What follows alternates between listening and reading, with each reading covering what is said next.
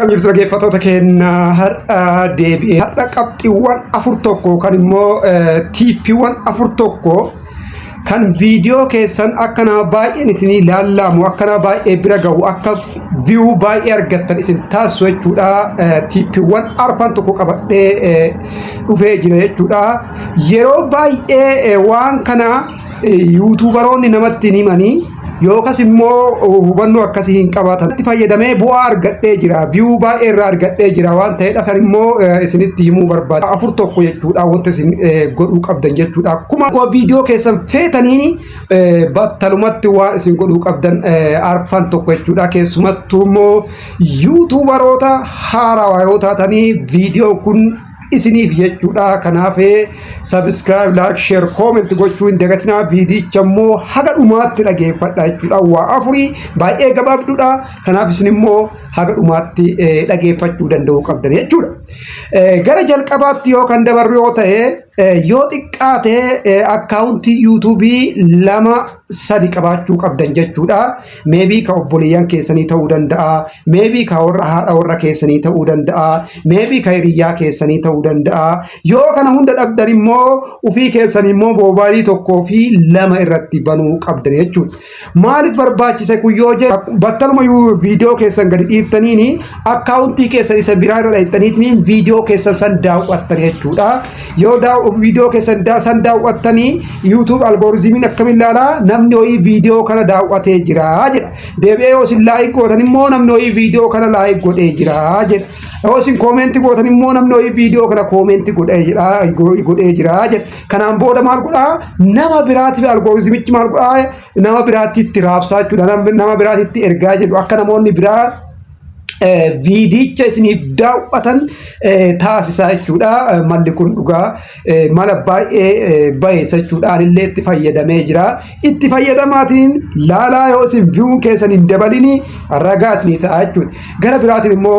daga jidduudhaan kan daganne jechuudha waa'ee uummata salaalee jechuudha justice for salaalee jedhaatiniin koomentii jalatti barreessuu hin dagatina sagalee uummata salaalee dagachuu hin qabnu waan ta'eedhaaf jechuudha viidiyoo isaanii gara biraatiin hojjedha jira ammallee video sanii isinii dhufa haga isinii dhufuuf immoo justice for salaalee people jedha koomentii jalatti barreessaa sagalee ta'uu fi qabna jechuudha uummata keenyaaf jidduulleen barnoota illee dagannu karaa kanallee dhufe jechuudha lammaffaa irratti immoo yeroo baay'ee dogoggoroonni hojjetu akkuma viidiyoo keenya upload gooneen namu baay'een keenya maal goonaa platformii adda addaa irratti share godhachuu Facebook irratti Telegram irratti Twitter irratti iddoo adda addaatti share godha immediately jechuudha yoo bosan battalumatti jechuudha kuni gonkumaayyuu ta'uu hin qabu jechuudha kun gonkumaa ta'uu hin qabu ani godhaan ture kanaan dura jechuudha dogoggora godhaa ture jechuudha kanaan dura waan kana godhaa ture maal godhaa akkuma viidiyoo kiyya upload godheeni namoota baay'ee jalatti liinkii namoota baay'ee jalatti erga kana maal godhaa YouTubein maal godhaa algoritmii fiitiin fayyadamee akka isin share godhaa jirtan beekaa jechuudha kanaafuu waan YouTubein hojjetaa waan jirtanii fi viidiyoo keessan suggest isiniin godhu nama biraa jalatti isiniin ergu YouTubein algoritmii YouTube jechuudha kanaaf waan akkanaan godhan yoo xiqqaate meeqa eeguu qabdanii hamma daqiiqaa 30 tura yoo xiqqaate jechuudha hamma daqiiqaa 30 tura saniin booda yoo platformii adda addaa irratti share godhaa malee immediately akkuma feetaniin maal gootanii platformii adda addaa irratti hin godhinaa inni kun dogoggoraa anillee gochan ture inni kun dogoggoraa jechuudha isinitti akeekkachiisuu barbaada jechuudha inni biraa immoo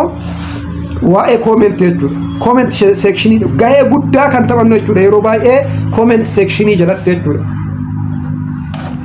comment sectionii jalatti maal goonaa namni comment isinii godhu tokkollee haa ta'u lamallee haa ta'u sadiillee haa ta'u akkuma barbaade haa ta'u namni koomentii jala isinii barreessu jechuudha namoota koomentii jalatti isinii barreessanii fi koomentii bareeda kan nama kakaasu kan nama harkisu kan nama onnachiisu koomentii babbareeda deebisuu fi qabdanii deebii gaarii deebisuu fi qabdanii jechuudha yoo isin deebisan deebisaa fi deemtan maal godha algoritmiin namoonni kuni namni kuni YouTube asirratti mari'ata jiranii marii geggeessaa jiranii waan adda addaa geggeessaa jiranii kan jedhu engagementiidha waan ta'eef